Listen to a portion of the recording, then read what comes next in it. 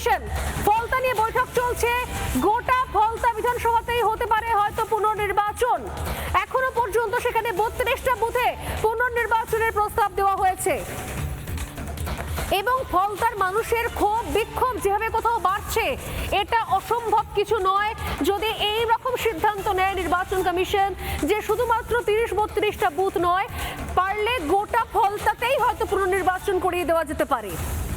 এই মুহূর্তে ফলতার বুথে বুথে স্ক্রুটিনি চলছে। গতকাল আমি জানিয়েছিলাম যে আলাদা করে কিন্তু এই নির্দেশ দেওয়া হয়েছে। জ্ঞানেশ কুমার পার্সোনালি বলেছেন, এখানে পার্সোনালি বলেছেন সুব্রত গুপ্তকে, মনোজ আগরওয়াল বিষয়টি দেখছেন এবং সেখানে বুথে বুথে গিয়ে স্ক্রুটিনি হতে পারে। এই স্ক্রুটিনিতে কিন্তু আরো বাড়তে পারে বুথের সংখ্যা।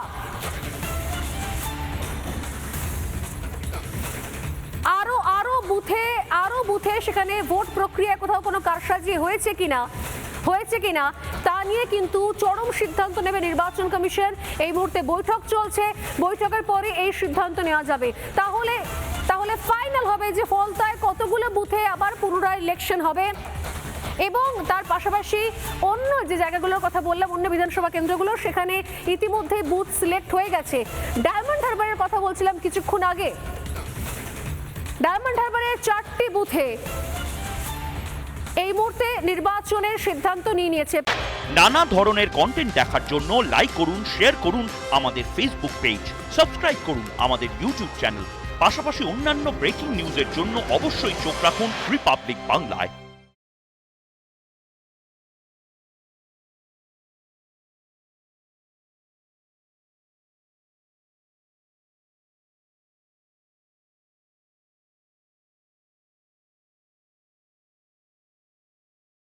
নানা ধরনের কন্টেন্ট দেখার জন্য লাইক করুন, শেয়ার করুন আমাদের ফেসবুক পেজ, সাবস্ক্রাইব করুন আমাদের ইউটিউব চ্যানেল।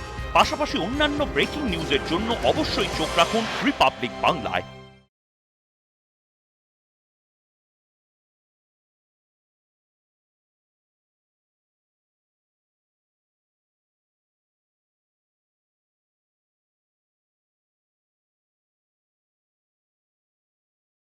নানা ধরনের কন্টেন্ট দেখার জন্য লাইক করুন, শেয়ার করুন আমাদের ফেসবুক পেজ, সাবস্ক্রাইব করুন আমাদের ইউটিউব চ্যানেল।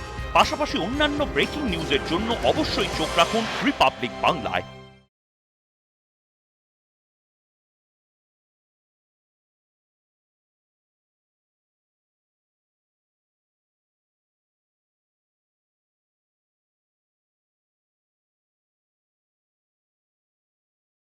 নানা ধরনের কন্টেন্ট দেখার জন্য লাইক করুন, শেয়ার করুন আমাদের ফেসবুক পেজ, সাবস্ক্রাইব করুন আমাদের ইউটিউব চ্যানেল।